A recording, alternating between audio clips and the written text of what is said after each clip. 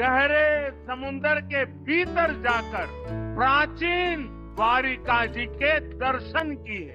आज जब मैं गहरे समुद्र के भीतर द्वारिका जी के दर्शन कर रहा था, मैं पुरातन वही भव्यता, वही दिव्यता मनोमन अनुभव कर रहा था। সমুদ্রের তলদেশে ডুব দিলেন প্রধানমন্ত্রী নরেন্দ্র মোদী।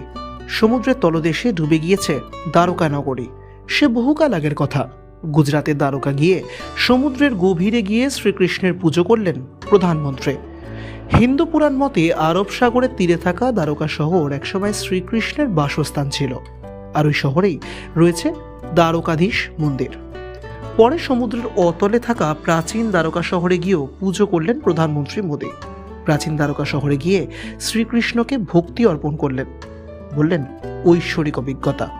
প্রধানমন্ত্রীও জানিয়েছেন আধ্যাত্মিক মহিমার একটি প্রাচীন যুগের সঙ্গে সংযোগ অনুভব করেছেন। এক্স হ্যান্ডেলে সমুদ্রের তলায় পুজো করার ছবি পোস্ট করে প্রধানমন্ত্রী লিখেছেন, জলের নিচে ডুবে থাকা দ্বারকা শহরে প্রার্থনা করা এক ঐশ্বরিক অভিজ্ঞতা। আমি আধ্যাত্মিক মহিমা এবং ভক্তির একটি প্রাচীন যুগের সঙ্গে সংযোগে অনুভব করেছি। গেরুয়া বস্ত্র পরে এবং এক গুচ্ছ ময়ূরের পালক নিয়ে আরব সাগরে ডুব দিয়েছেন প্রধানমন্ত্রী। পঞ্চকোণী সৈকতে পৌঁছে স্কুবা ডাইভিং করে দ্বারকা নগরীর দর্শন করেছেন তিনি। নিরাপত্তার জন্য সঙ্গে ছিল স্কুবা গিয়ার। সমুদ্রের নিচে পুজো করার পাশাপাশি ময়ূরের পালকগুলি শ্রীকৃষ্ণকে অর্পণ করেছেন ভারতের প্রধানমন্ত্রী। সেই পালকগুলি পুঁতে দিয়ে এসেছেন সমুদ্রের তলায়।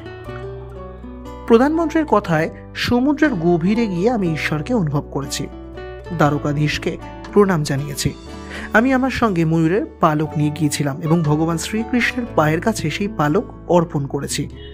আমি সবসময় দ্বারকা যেতে চেয়েছিলাম, সেই পবিত্র ভূমি স্পর্শ করতে চেয়েছিলাম। আমি আজ আবেগে পরিপূর্ণ। 1 দশকের পুরনো স্বপ্ন পূরণ হলো। ভারতের ইতিহাসে এই প্রথম কোনো প্রধানমন্ত্রীকে এই অভিজ্ঞতা তৈরি করতে দেখা গেল বলেই বলছেন বহুজন। ব্যুরো রিপোর্ট, এক ঝলকে, কলকাতা।